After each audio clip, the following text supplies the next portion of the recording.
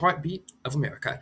This is the second episode of our Pulse podcast that has been renamed from the This Week in Tech Boy podcast, and we have some interesting things to get to.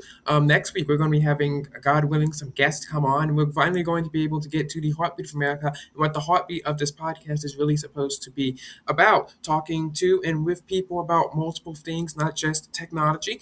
But I want to get to our headlines from the techboy.org in this beautiful redesigned website. We finally got the design to be the way that we wanted. You can see multiple tabs on the screen. We have our logo at the top. It's almost perfect. Hope you guys can see this on the screen. Oh, it's not added to the stage. There we go. This is the brand new techboy.org website redesign. And I know that I only posted two articles this week. Next week, there should be three. Okay, we're not going to break away from our tradition. We are still a technology commentary company, guys. So don't worry about this. But we have two articles for you guys. But I want to show you guys our redesigned website. So I know this is the Google Plus logo, but it just takes you to the homepage of the techboy.org because that is what it is on Google. You can see that it's bringing the site right up. We have our posts here. We got our verse of the day, always, we're still Christian. We got about us, our podcast, our team, our press releases, and our media appearances. Speaking of media appearances, we are, of course, on the Pulse podcast right now, and we were on Elijah, the Media Guy's show. Always happy to go in front of any camera, I was in people's TikTok lives, which is very funny because a few years ago I was against TikTok, and I was also against kind of the dark mode obsession. So allow me to show you this brand new toggle, guys. Right now, we have dark mode on the techboy.org. Makes our website look a lot cleaner, a lot more legitimate. After the show, I'm going to change this so that it changes to white. Obviously, the white didn't matter when it was a all-white website. But just like they said in the Abeka book about the kid who was flying over the Statue of Liberty, and they were checking to make sure that the kid had whoever did the Statue of Liberty did it correctly, because the moral of the story was that even if no one sees what you're doing, you should still do the right thing and still do your best. So he was flying over the Statue of Liberty to see if they had the curly hair on top of the Statue of Liberty, even though, of course, the curly hair on the Statue of Liberty the planes did not exist on the Statue of Liberty. Because when Statue of Liberty was built, even so, he was supposed to paint his boat, even in the parts where only the water would touch and no one would see, to teach him a lesson that you should do what is right no matter what is going on. I phrased that wrong. But anyway, in any case, this is the techboy.org's redesigned website. Hope you can see this on the screen yet again. We have a multi-tiered design, so you can see our articles are all tiered out together. I do wish that they meshed better as well. We have our popular posts down here. We have, obviously, you can go from articles 1 to article 62, over 500 articles. Of course, I love that a little bit. And of course, we have search, and we have we also have articles that go across. The hamburger menu will show up on mobile, but it's just going to show this as well. And we have our news ticker. But first, let's get into our Rumble transcripts, downloading them for free. So Rumble is a video hosting website, and of course, I'm streaming to Rumble right now, but it is not the best at everything. YouTube actually finally brought a amazing change that we're going to show you on the screen, and we'll have an article about next week. But they finally brought transcript search to mobile. It's amazing. But YouTube is just a much better video platform than Rumble. I don't care that people are saying, oh, well, Rumble's uncensored. Oh, Rumble allows me to say what I want to say. No, YouTube has a much better user interface. User has better search engine. It is the number 2 search engine in the world. It allows you to watch videos and has so many features that Rumble just does not have. For instance, Rumble does not have the ability to skip forward 10 seconds just by tapping on the screen in the application. You do have hard-coded 15-second taps as well. And for all the people who say that YouTube ads are bad, when you see the Rumble advertisements, they're just so random and out of context. Like they're not within the niche or the genre of the content that you're watching. For instance, I got an ad for a woman who was trying to lose weight when I was on Elijah's show. I am neither a woman nor do I need to lose weight, nor does this show involve talking about women needing to lose weight. So that advertisement was not targeted at all towards me. When you pause the video on Rumble, you will get an advertisement off to the side of the screen, often probably for some like alt package or some sort of nicotine tag. So for the people who say that Rumble is a better platform, it just isn't. You don't have as many people there. You don't have as many creators. You don't have as much interesting content. It is all, of course, mostly political content. You don't really see any sorts of interesting stuff there as well. And of course, because these people, they don't know any some sort of graphic design as well. And you're not going to get any new and improvements such as this. I'm going to show you. This is from YouTube, the mobile application. This is something that I've wanted to see for a long, long time. Hopefully, you guys can see this on the screen, but this is from my interview with Lily Farrow, and you can see at the bottom there is a search transcript button right here, which means finally I don't have to use Google's AI and ask it about the transcripts. I can search inside the transcripts inside the mobile app. Finally, I can do this. And that is so useful because I can go find important things I was talking about. I can go in and search a video without having to go use the browser, use Control F, or anything like this. So thank you, YouTube, for doing this. Unfortunately, Rumble has not yet brought any sort of feature of this nature to to the company. So you cannot search Rumble transcripts within the Rumble application or within the Rumble website. It's just not a thing that both guys can have a lot of free time. So I was able to write guys. This is how I was able to write and get so many of those clips for my show on Elijah's Network. But this is how I did it. So as you can see on the screen, what you have to do is make sure that you have captions embedded. Oh, you can't see that. There we go. You have to make sure that you have captions embedded on your stream. So if there's no captions, it's not going to work. Now, sometimes it might work. I was able to download these like super instantly, but sometimes it won't work. But what you're going to do is you're going to click onto your video, like this, with your inspect tag, and you're going to click inspect like this. This is Control Shift I, but you're going to just click inspect, and then you're going to see this code, and it didn't display well. But what you're going to be looking for is code that says track kind captions source https dot dot dot something VTT. VTT is a type of transcript file. And once you load that up on the stream, you will see this link right here. See, it goes in, it comes off, but it says .vtt at the end. You'll see this link, and then you will open up in a new tab. And what's going to happen is you're going to see this link, and you can see how it transcribes what you're saying, and even has time caps here, which is good if you want to go back and look inside the video as well. Now, you can then import this into Notebook LM and ask it to find some crazy stuff. You can ask it to find some interesting quotes as well. But I've done that with podcasts. It can even make your own podcast, can make videos about this kind of thing. So Notebook LM is a very, very cool tool. And if you are on Android, this application is not available for iOS. You can just click the link. It's actually easier on Android.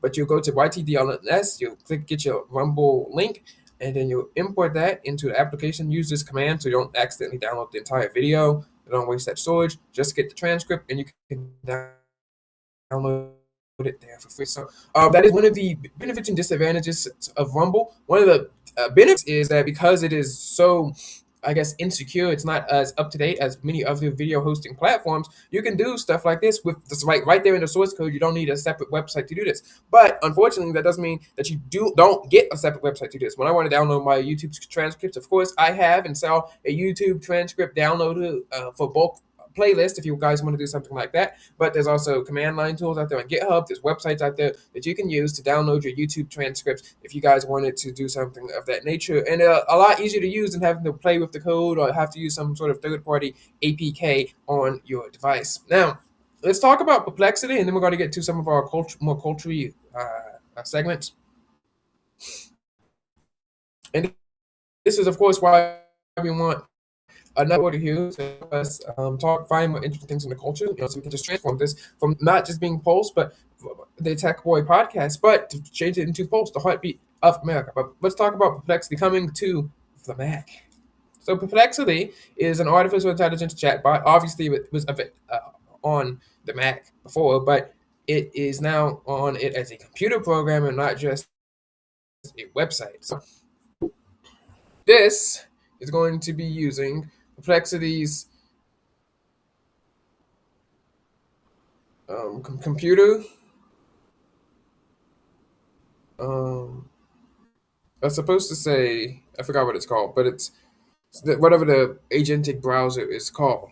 But I think this could be really useful is finding stuff in my files because I was trying to find. I downloaded all my transcripts. That's over 150 podcast episodes that have transcripts, and I wanted to find viral, clippable moments. But the problem with that is I either have to pay for some sort of Notebook LM subscription. I want to find them inside of the files and not have to go search through a whole bunch of things of that nature. Right? It's very hard to search your computer. Computer search is hard when you're searching inside the files of just the regular files app on your computer, or you want to find a specific file. If you don't know the exact keyword, if you don't know what you are looking for exactly, you won't be able to find it. There's a whole bunch of stuff that is lost on my computer that I just don't know where it is or what it is or where it went.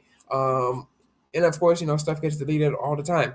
Now, with that said, this software from Perplexity allows you to essentially talk to your computer using Perplexity's server. So unfortunately, it doesn't use the RAM and processing power of the Mac Mini, but it uses Perplexity's servers to uh, interact with applications such as Word or Pages or Excel or whatever the Apple equivalent of that is, or any of the applications that you have on your device. Maybe you have some sort of financial application on there that tracks your budget. You can talk to Perplexity to talk about that. So it basically allows you to leverage the on-device data that's on your computer and talk to Perplexity about this. Now, obviously, I haven't tested it. I don't have a Mac. I don't have a Mac Mini, and I don't pay for Perplexity or any of the artificial intelligence chatbot except for Grok because that comes bundled in with an X subscription. But if this works the way it's supposed to and can interact, if I'm just looking at the applications that are pinned down to my toolbar here, aside from Copilot, files, your browser, your application store, your email, your encyclopedia, your video game, your Telegram, your Word and Excel, CapCut, PowerPoint, Paint. If you can interact with all those, I think that would be amazing because it'll allow you to essentially democratize what you can do with your computer. I'm really excited for if you can do file search. If you can do file search, artificial intelligence on device or even off device file search, because these are public transcripts and you can just find viral clippable moments and then go into video editor and help me edit that. That would be super duper amazing. I'm hoping it comes to Windows as well, so I can test it out. It would make your computer feel more alive and personally useful. However, of course, you got to be concerned about data privacy and security and accuracy. But I kind of view this as the same thing as what would you upload to the cloud? Would you upload this data to Google Drive? Would you upload this to OneDrive? If so, I think it is most likely fine. Now, some artificial intelligence chatbots do use um, that for training data. If I'm going to talk about something sensitive, obviously I'll have that turned off. So there is that. Um, so if it's something that's super sensitive, maybe you won't want to have this turned on. Obviously, this does open up another portal into your computer for hacking because it'd be much easier to hack into your artificial agentic, your just agenticness, right? It'd be a lot easier to hack into that than it would be to hack into a Mac across the network. Everyone talks about how computers can be hacked into via a network just over the Wi-Fi and stuff like that. And obviously, they probably could be, but it'd be a lot easier to hack into it via a public website of across your computer network and exploiting some virus or exploiting some vulnerability within the service. Now, let's turn to our screens over here because there's this new trend that is taken across Instagram. I've seen this a few days ago. And, since I saw this, you guys have to see this as well. They're calling it the most cringe video in history. Everybody hit it with me, hit the sea line. Everybody do it with me, hit the sea line. We about to walk around talking about. I don't know if we could hear that. I'm turning up the volume. Everybody hit it with me, hit the sea line. Well, we probably don't need to see this twice. Wow, holy thing here. But it is a song called Miles, Sea Lion. And apparently there's this sea lion trend. And apparently it gets people who under their own full volition, who have free will, who decided to get up and do this. No, not that. Not that either. Where is it? Yeah. They get into the middle of the road or for some reason, people are actually saying that they caught them doing this. The commenters were saying that they actually saw this happening in real life. They were talking about obviously the TikTok girls and the people that I vowed to investigate last year. I said that where are these people? Where are these TikTokers? Because you never see them around. You never know where they're filming these videos, but they get millions and millions of views. And I mean, look, guys, they got caught in 4K doing this. This, unfortunately, it won't let me zoom in, but they were doing this. I mean, I don't even know where to begin here. What kind of a trend is this? Seriously? They're making sea lion. Who came up with this trend? Now, I will say once again, as self-appointed defender of the teens, I'm here for you and I'm with you. It is. I prefer them to be doing this. It is better for you to be doing whatever this is, as long as they're not in the middle of the road. Why is there a stop sign there? But a street light there. But I digress. It is better for them to do this rather than they're not in the middle of the road and not it's obstructing traffic. It looks like they're obstructing traffic. I'm not sure. Okay, but they're better. They're better than the protesters who protest oil or something like that. But yeah, it's better for them to do this than running through the fences. It's better for them to do this than going to a protest. It's better for them to do this than eating a Tide Pod. But I mean, my gosh. This might be the most embarrassing trend I've ever seen in history, and I've seen so many reels of this. We will get down to the bottom of this, but I actually was in a few TikToks. I was actually in a TikTok live with someone, and I was in a TikTok video that exists out there somewhere with somebody somewhere. So we are investigating this for you because I made a promise to my fans, and like I said, I must be honest with you guys, even when the cost is much. I cannot lie to you guys unless national security allows me to do so. But that is one of the interesting trends that is going on the internet right now. People are willingly going up and pretending to be sea lions. That is something that's happening, and these are the most weird poses I've ever seen. And yeah, now that I look at it, it looks like they're in the middle of the road, next to a high school. So yeah, caught in 4K doing whatever that is, and it is a miracle that they did not get driven over. I mean, you're in the middle of the road. What are we doing at this point? Anyway, in any case, we got to talk about something a little bit more important. The homeschooling people have gone crazy. Now, there was a guy who said that homeschooling was great and that he homeschools his 16-year-old child on the internet. His child is great. He's well educated, and he goes out to the public basketball school, public school, and he plays basketball for their team. He's a starter. That's great. Good for him. I'm not going to tell him how to parent. Homeschooling has some advantages. Obviously, there are some drawbacks, which we'll get into. But I just made the innocuous comment that if the public school, that if everyone, because he advocated for everyone to put their kids in homeschooling, and I just made the innocuous comment that if everyone did that, the public school wouldn't exist because everyone would be homeschooled, and therefore the team that he's playing on wouldn't exist. Right? Let me explain this to you guys. Because someone got mad at me for this. They said, "What? You're low IQ." They said that I was stupid and had diminished intelligence. Because apparently, in this guy's brain,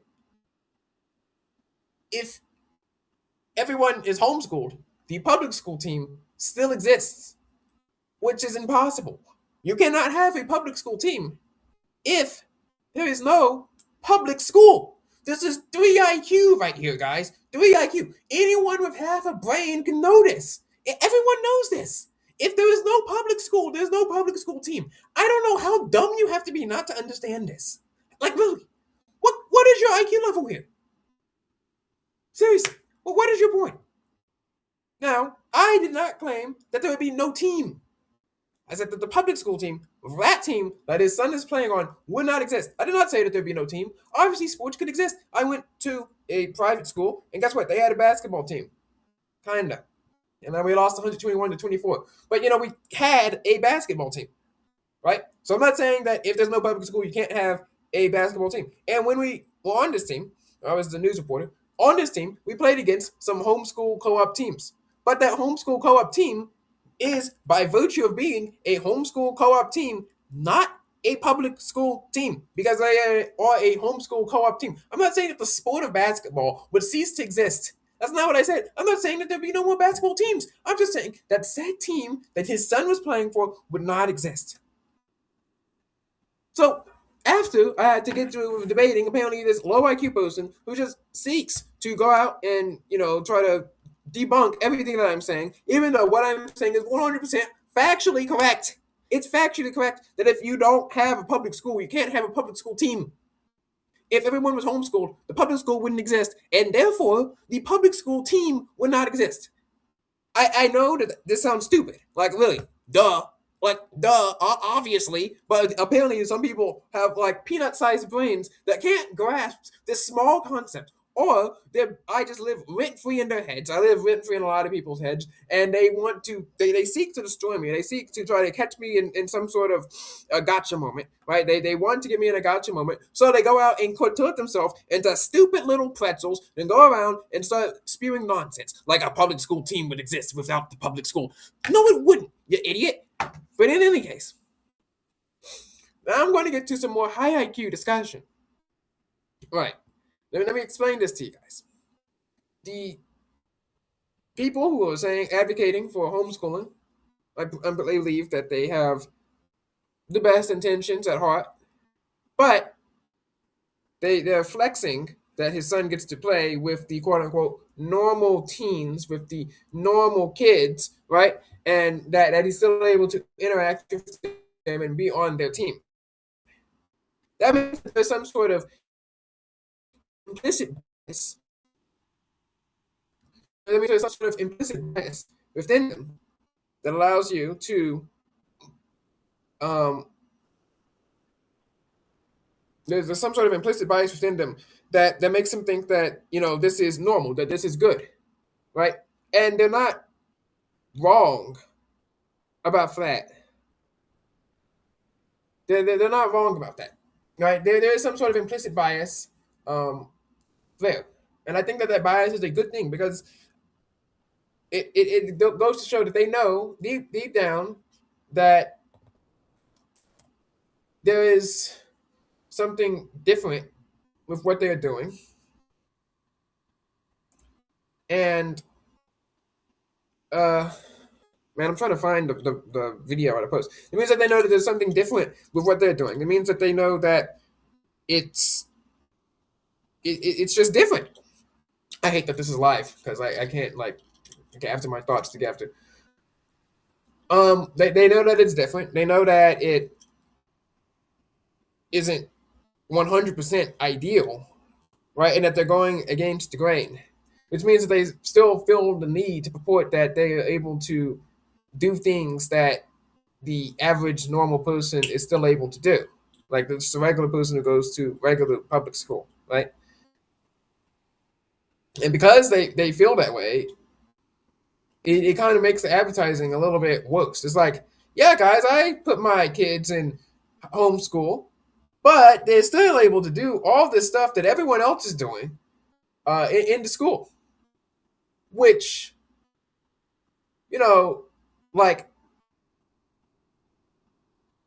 if you're going to be advocating not just for your child to be in homeschool, right? No. The advocates on saying that every child should be homeschooled, that there should be no public schools, in the least. Well, if you're going to advocate for that, but then you're still going to use the said schools' resources and connection and friendships, it means that there's something, at least something that is good about it. And if everyone followed what you advocate for, then you wouldn't be able to have those sorts of connections, obviously, because said school would not exist. Maybe we can get to this in the next episode, but let me find. Let me tell you if I can find it here on the screen. I'm going to ask Grok. Find my public.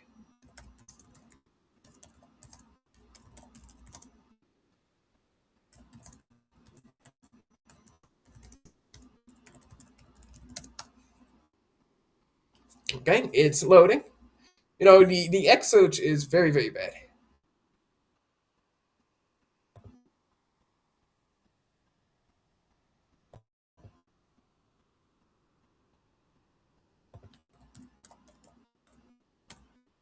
I hate that about it. The X search is bad.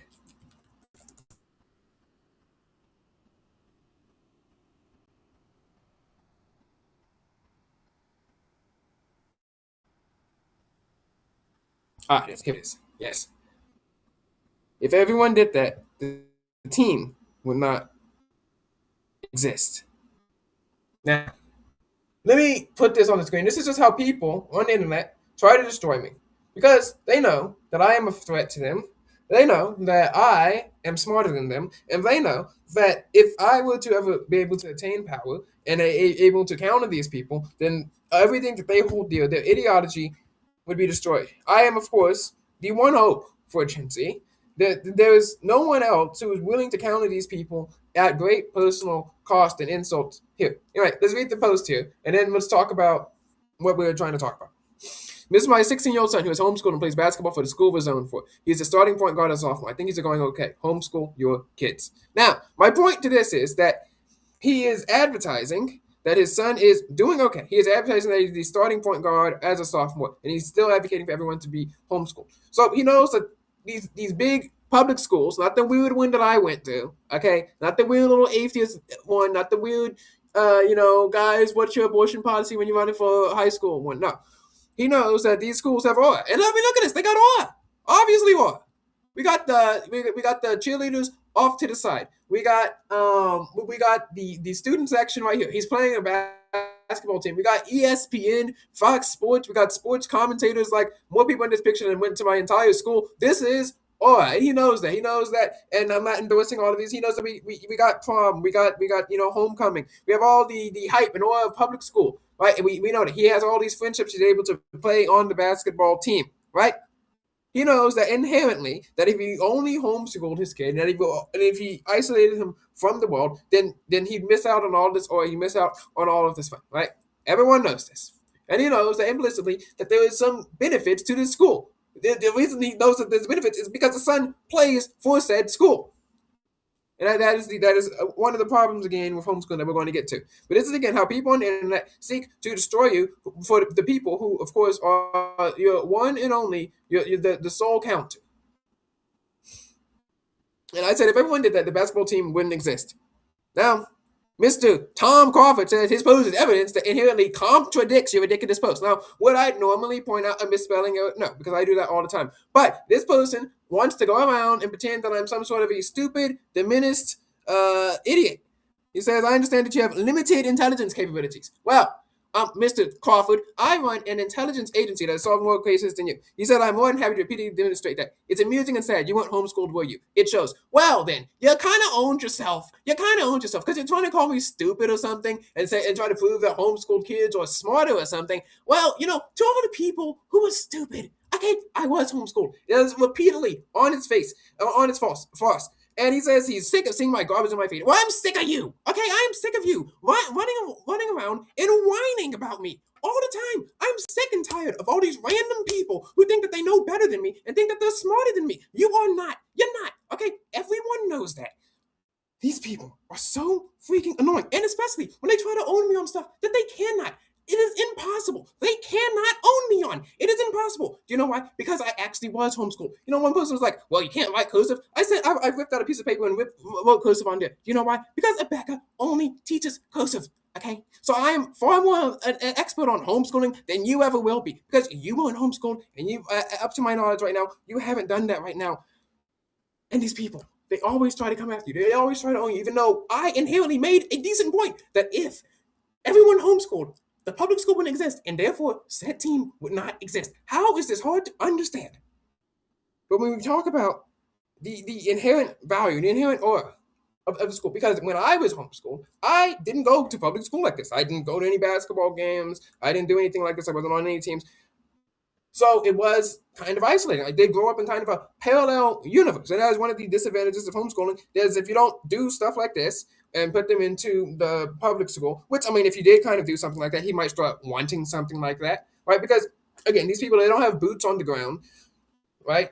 Once I talk about, how parents and people, et cetera, think that they know everything to know about, childhood friendships, et cetera. Well, no, you don't know things about that. Things have changed since the 90s or the 80s or whenever your parents were born, and even the early 2000s up to today. And then when they try to, talk about technology policy, in limited cases, they might know what they're talking about, but in most cases, they don't know what they're talking about, because obviously technology has progressed faster than they have, because they don't really need to keep up with the progress of technology that has existed up to that point.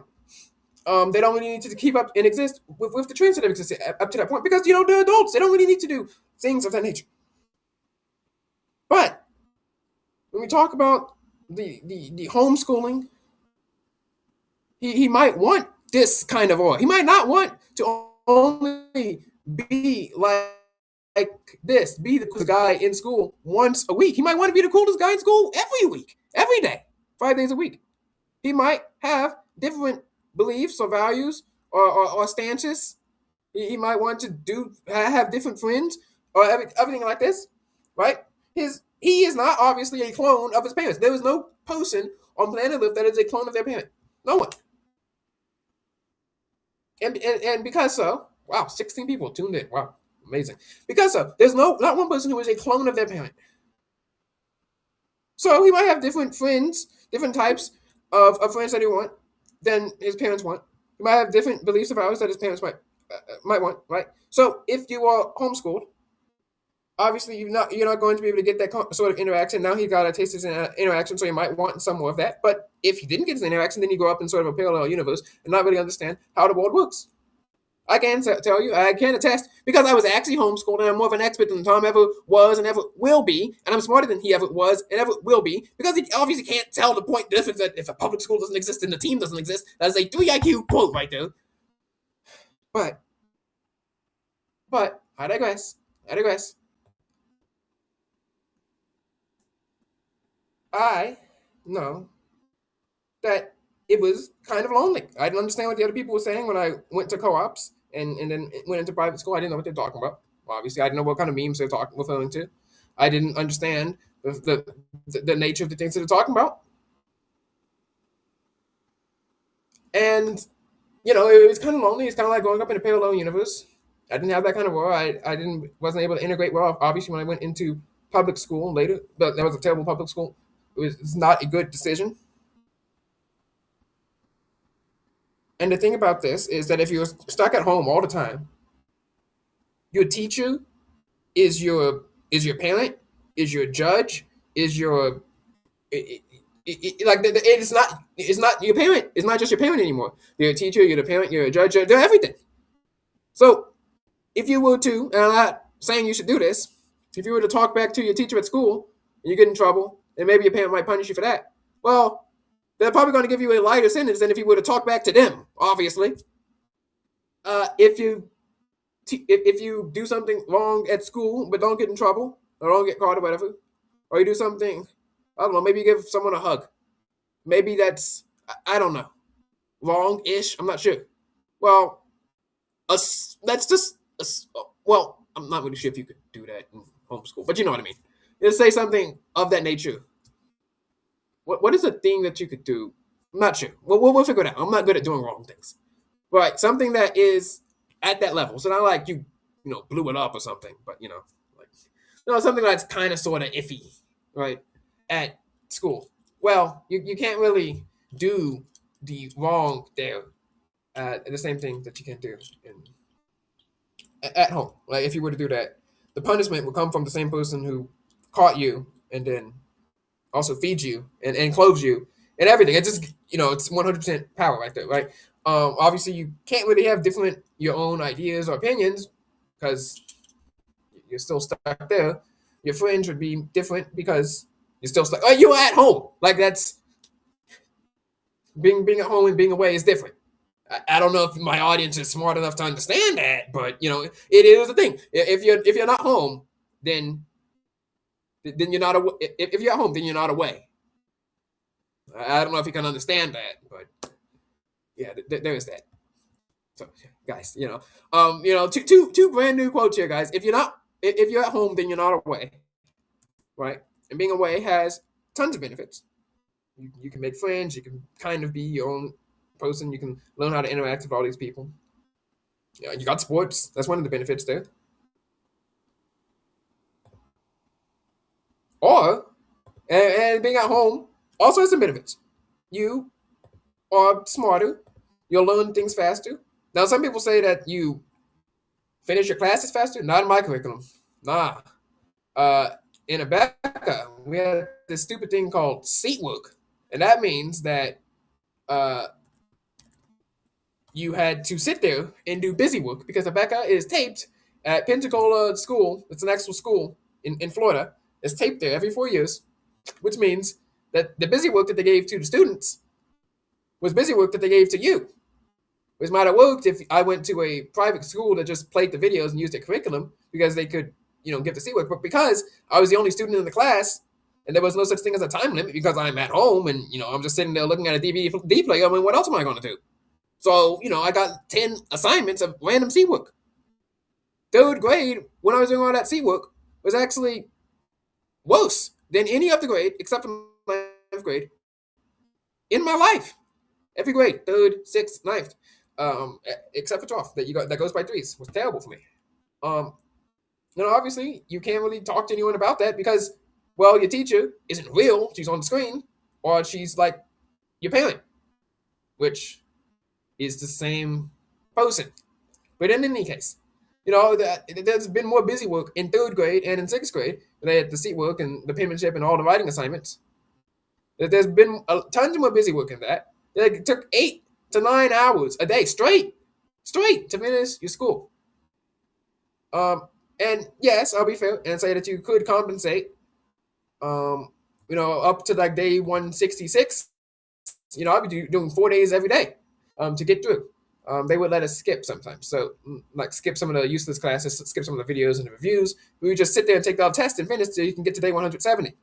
Another thing about homeschooling is because the videos are taped, if you were to get sick and you miss a day of school, you don't miss a day of school, you just miss a day of summer break.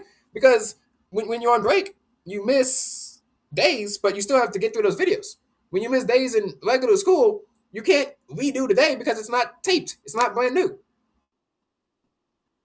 So once you get through all this busy work and obviously the extra days that pile up, which is one of the reasons why, of course, I am, again, super smart, smarter than you, Tom, and also hate missing school. I had a 101, shut up. I had a 101% attendance record in 12th grade, by the way. Well, one of the reasons I'm like that is because of that. But once you get past all of that, and if you have friends like this guy, then it's great. But we cannot become advocates for something, and goes to anything. We cannot become advocates for something or anything without looking at the potential downsides.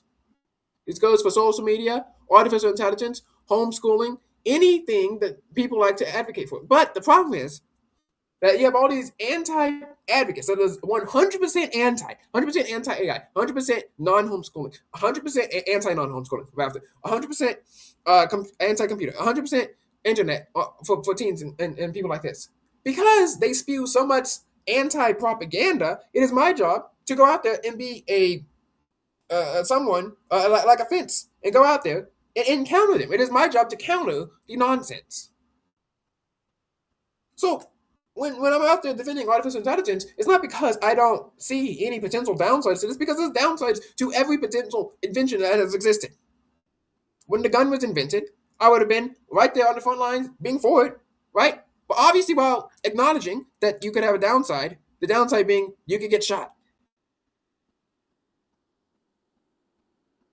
But because there's so much hate and spewing and propaganda online, who all want to convince you of one thing, and they sometimes might have oversights, such as said school would not exist if everyone did the same thing that everyone did and what they wanted. Or such as, well, I mean, what else are they going to do when they were like, well, what are they doing? Snickers says, what am I doing? What does it look like I'm doing? Like, it's podcasting. Anyway, there'd be people like this, right? Anyway, it is my job to counter the nonsense. So when it does look like that the direction this company takes is 100%, 100% pro artificial intelligence, 100% pro internet, right? Well, obviously it's because there's people on the internet, ironically so, who hate the internet, who hate artificial intelligence, and it's 100%. They don't acknowledge any good that it is there. So if you want to listen to someone be anti-artificial intelligence, there's like a million people out there for you. I mean, it's a great gift. You can make lots of money like that. And if you want to hear someone be pro, there's like only a few people like that. It's my job to go out there and counter them head on. That's the same thing. I'm counting them head on homeschooling. I'm counting them head on artificial intelligence. I'm counting them head on social media. I'm counting them head on any of the issue.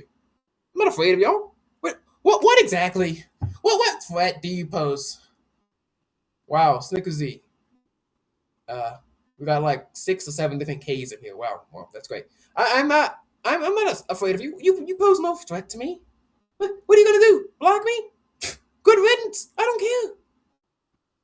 In any case, let's talk about new Apple products and Mr. Who's the Boss, and we're gonna have a much better, much more interesting podcast episode next week because we're gonna be doing interviews and talking to people and discussing, really getting to the heartbeat of America, seeing what America really thinks, because this is the post heartbeat of America show, and we need to talk about more trends and things of that nature. Hope you guys can see this on the screen. We got the Bellboy ad, so it's very cool. Snickersy says hi. Well, hello. Anyway, in any case.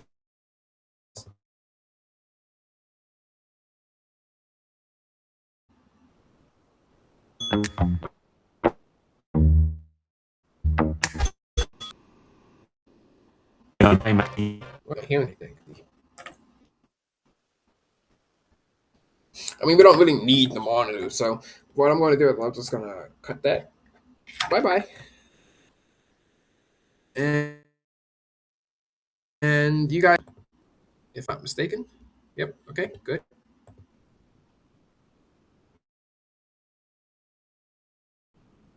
So it must be right? Well, no. What's here is sharp, it's punchy. It could do with being a little brighter. I mean, it looks like an iPad, in my opinion. It kind of looks like a smaller iPad-ish. Topping out at 500 nits, but that is still just as bright as the almost twice the price MacBook Air. There's a couple of smaller things that are cut, like Touch ID. You don't get it on the base 256 gig version. I mean, yeah, but I use my password all the time. Well, it doesn't even have Touch ID; it has Face ID. But yeah, I use Touch ID on my Samsung laptop, but I use my password all the time on here. Of the Neo, but you do get it on the higher storage version. The battery, they claim 16 hours on this compared to 18 on a MacBook Air, and the ports. 16 hours is pretty good. Mine is dead in like 4, so. There's no MagSafe here, and weirdly, only one of these 2 USB-C ports is fast enough to connect up to a monitor. The other is slower, but you can use either of them to charge the thing. Really, I doubt that the people who buy this laptop, the MacBook Neo, of course, are going to be using a monitor. I really doubt that. In any case, I don't really think that's the thing that's going to be happening. So there are 2 compromises that I think truly matter. The first is that the keyboard on the Neo has no backlight, which I notice. I just right now look to see if my computer even had backlighting. It does. I don't really notice it at all. I don't really type in the dark, so yeah. Work in a cave. Pretty much any time that you try and get something done in a dimly lit car or late at night, backlighting is a given feature at this price on other laptops. I can imagine quite a few people being surprised when their Neo arrives at their door. I mean, that's, that is a fair criticism, especially if it's at that price point. I'm always there to criticize Apple. I'll be first in line to criticize Apple. So yeah. And then the second thing is performance. There is no laptop grade M series chip here. This is actually using a phone chip, the A18. But once again, I hate to defend Apple. I've been on a defending Apple kick, unfortunately, because people have been unfortunately targeting them. I hate to defend Apple. But I mean, what are people doing on their computers? I mean, they give us terrible Chromebooks in school to do slideshows with. This is infinitely more powerful and has a better build quality, so it's fine.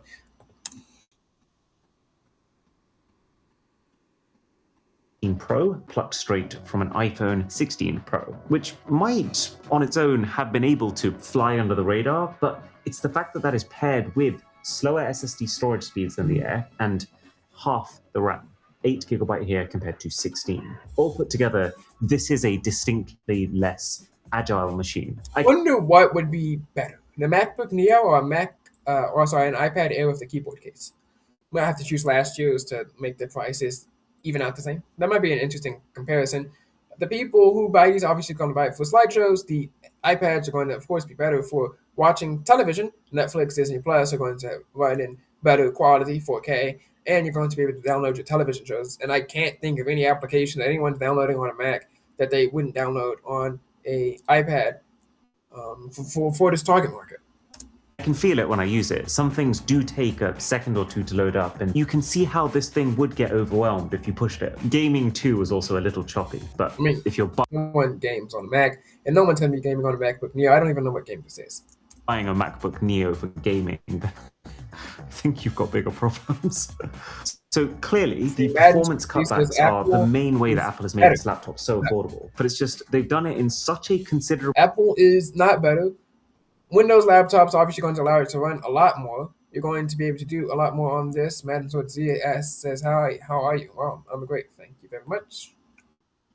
way that if you're anything even resembling a multitasker, you would feel the benefits of the pricier MacBook Air. Exactly as Apple intended. That said, I do think this laptop makes a ton of sense. Like, the MacBook Air has crept up in power every year since the first M1. And everyone just gets the MacBook Air. I mean, the MacBook Pro is very expensive. Version. And that now means we are at a stage where there is a vast difference between what we can do on that laptop and the Google Docs and YouTube that the average school kid or university student actually needs to do. Like, so exist, cut back on performance to minimum that personal online sims to buy $499 for $499 laptop.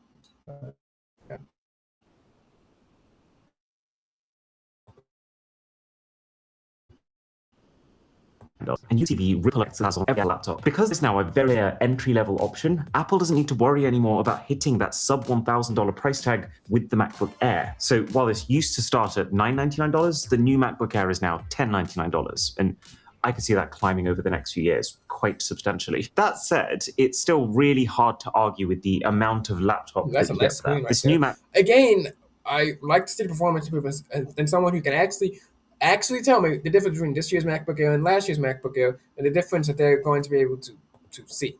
Like, really, I want to know. I really want to know what they're able to, like. Wow, I could type this document a lot faster because people really do not use their laptops a lot anymore. It's pretty sad.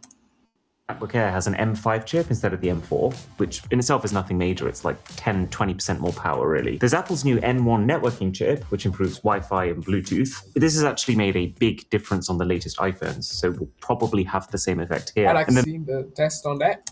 The main thing is that this new MacBook Air gets double the starting storage, now at 512 gigs, and that double storage is now twice as fast, too. So while I don't love this whole... Man, it's pretty expensive because my laptop, it's about $1,000, but I got it for $600 off of eBay. It has a terabyte of storage. So... trying to disguise what is effectively a price hike by just removing the option to buy the lower storage version, this is still the most recommendable laptop in the world. While the compromises of the MacBook Neo are pretty obvious, and the price of the new Pros is pretty prohibitive, the MacBook Air is not really missing anything for most people, unless they're like the lead editor for the next Avatar movie. And to be honest, they don't need more effects. They just need a better title font. He clicked the drop-down menu, and then he just randomly selected Papyrus. There's trips wow, you gotta take. Wow, it's using random word fonts. And what you want to take. And with new Save Your Way, well, partner.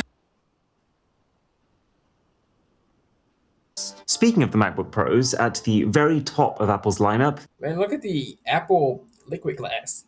What do you guys think about Apple Liquid Glass? These have just had what's essentially just a more extreme version of the Air treatment. So the same N1 networking chip, and the same thing's happening with storage too. It's twice as fast, and you get twice as much of it, going from the minimum of 512 gigs last year to a terabyte now. Again, that's nice right there. Oh, never mind. $200. Dang. That said, 1 terabyte minimum on a Pro does not actually upset me. Because of how the MacBook Air... I mean, it probably should be more at that point. Again, my laptop, a terabyte of storage. Air has naturally drifted over the years from this ultra-thin, ultra-light laptop that can just about function to now actually very powerful machine. In 2026, you're only buying a MacBook Pro if you actually are a pro. And well, or if you just want it. You know, people are stupid. If you are a pro, you're going to need a terabyte at least. And then the chip upgrade for these tops is supposedly pretty serious. They're now part of the M5 Pro, which is around 2 times the system power and capability of the base M5, and then the M5 Max. I wonder what application this is. Now, this looks high tech. What is this? Very cool. Very cool. So,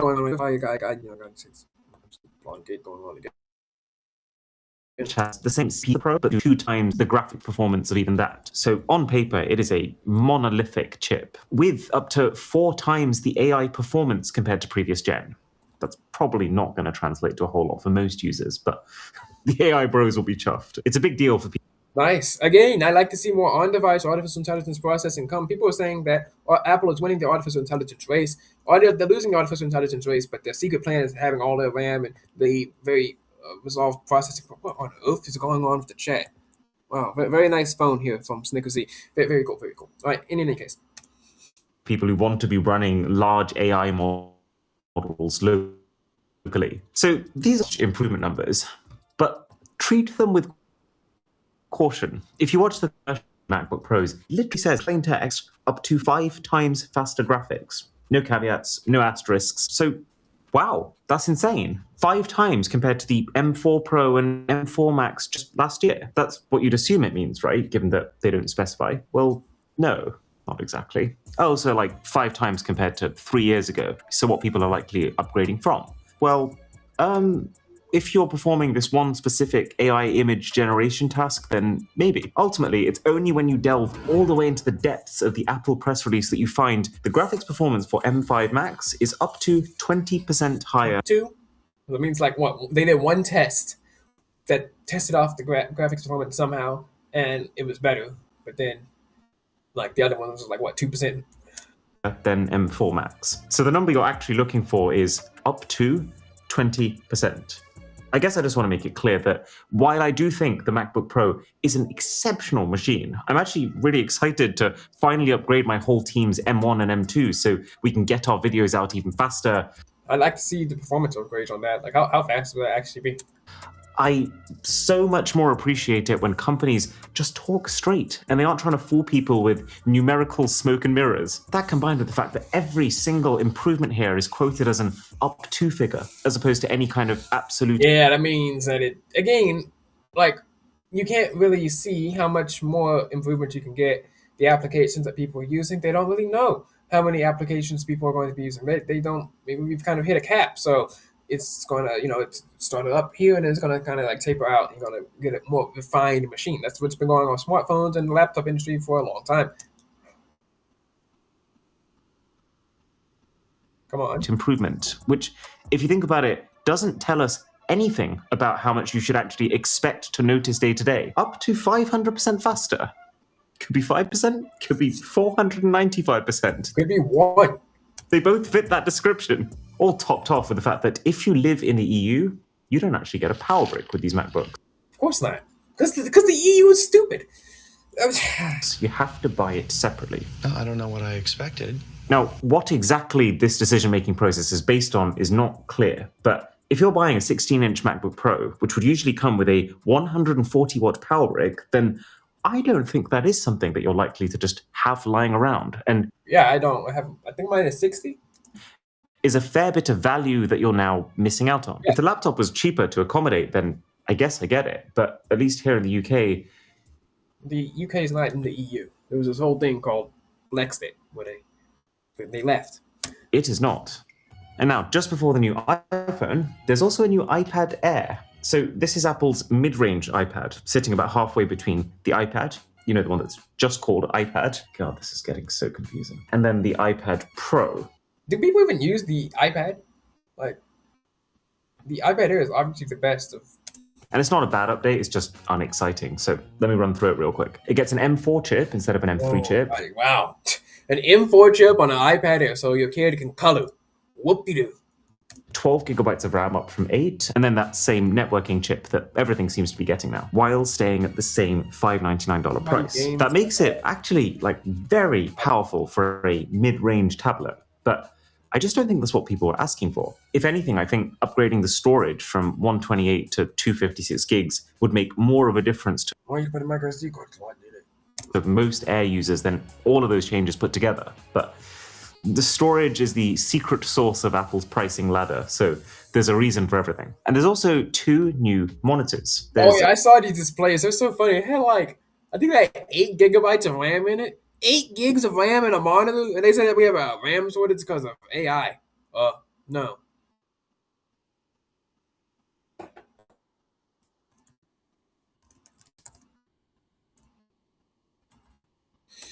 Idiots on the internet whining at me again. An update to Apple's most affordable, insanely unaffordable $1,600 studio, which was a decent product when it first launched 4 years ago. But I'm not exactly impressed that in those 4 years, the only changes that we're getting now are 2 Thunderbolt 5 ports, which means you can daisy chain up to 4 of these monitors from one cable into a Mac, and then an improved 12 megapixel center stage camera. Huge for Zoom enthusiasts. I hear there are literally dozens of you. So pretty hard to recommend this one in 2026. The fact that it is still using that same 60 hertz, fairly dated panel for that price means, actually, to be honest, it's a pretty good time to buy the old model for half of that. But then there is also the completely new Studio this is the one that has all the RAM. Display XDR. XDR meaning extreme debt required. Tim told me, you can quote that. So this is very much a monitor for professionals, but I think it's very welcome. Not necessarily because it in itself is fantastic value, but more because it... $5,000. That costs more than a TV and a computer and a phone combined and someone's car. $5,000 for a monitor? This guy actually got up there and said, yeah, guys, you're going to pay $5,000 for a monitor without laughing. That's okay. Replaces the very much not fantastic value $5,000 Pro Display XDR. And unlike that monitor, this is $3,299. This has a... Well, it's only $3,299. Well, then, still, that's that. Wow. You know how much my monitor costs? Like 200, I believe?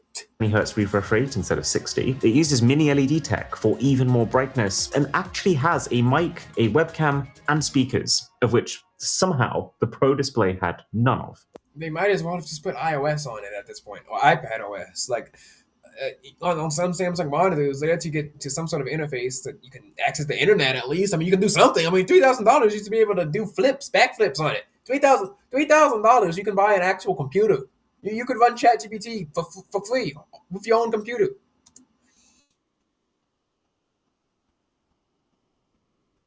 All topped off with this tilt and height adjustable stand included. So after 6 years of memes, we can finally put the $999 Pro stand to rest. RIP. The only weird thing for me is a real during the middle of COVID. Off.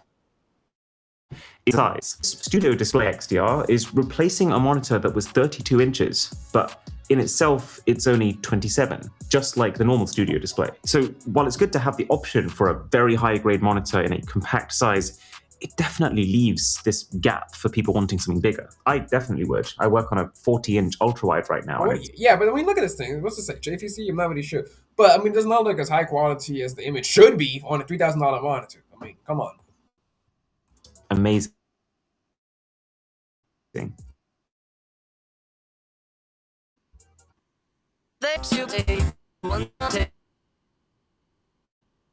So far away. Save now with an instant discount or bank for later and make it count. Only at Hotels.com. And that leaves us with the new iPhone, the 17E. So this is a one-time replacement to the 16E, and it serves as the $499 basic iPhone, $200 below the honestly pretty fantastic iPhone 17. So it's got a lot to prove. What I am really happy to see is... I mean, couldn't you just get a 16 at this point?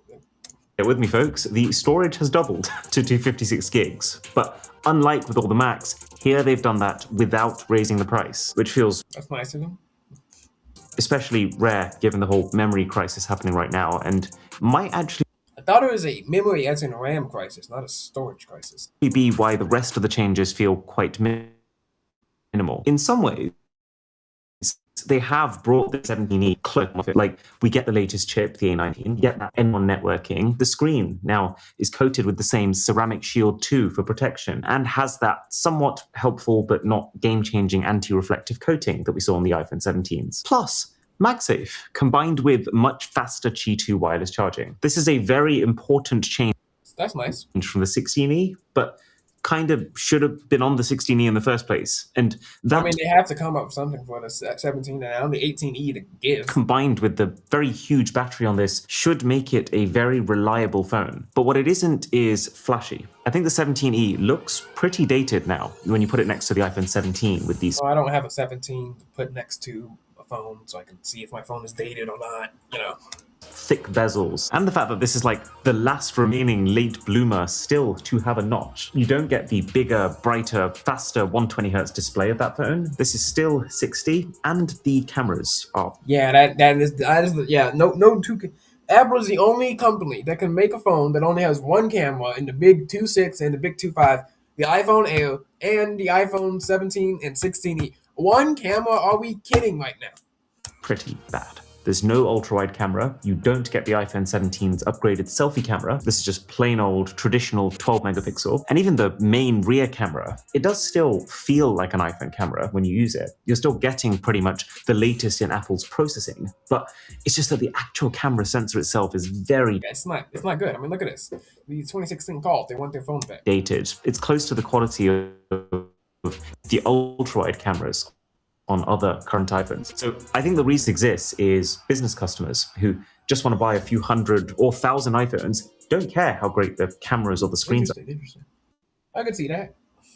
are, but ease of use. This looks like the kind of phone that they would draw in a book when they're talking about phones or something. Too. Like you know those books. They don't understand technology. They hate technology. They'll show off the phone, or they'll just be showing the phone. They're like, oh guys, we don't want a phone. They'll just draw this as their phone. Yeah. In any case, that is our series. God bless. Tech Talk to you later. Thank you for subscribing to Pulse, Tracking Heartbeat of America podcast.